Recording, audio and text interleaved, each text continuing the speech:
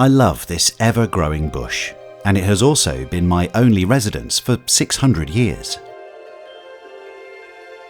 Ever since I broke ground and grew into a tall tree, Maori people have been the human inhabitants here for most of my years.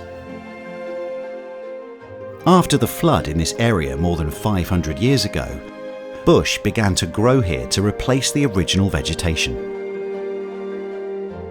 It can be said that Riccarton Bush has been with Maori tribes for hundreds of years, providing them with food and shelter. To understand the history of Riccarton Bush, Puturingamoto, you have to understand the history of the Canterbury Plains.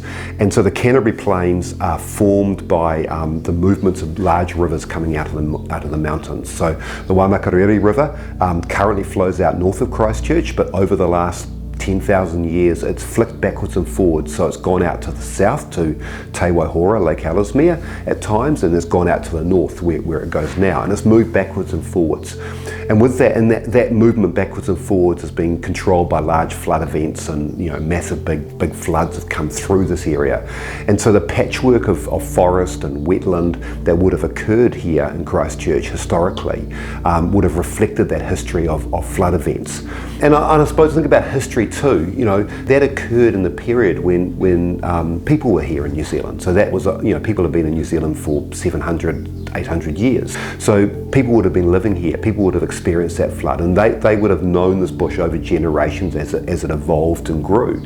And that bush evolved and grew with that imprint of people as well. So it wasn't, it wasn't a piece of bush that evolved without people. People have been part of it since it's been here. And it's important to remember that.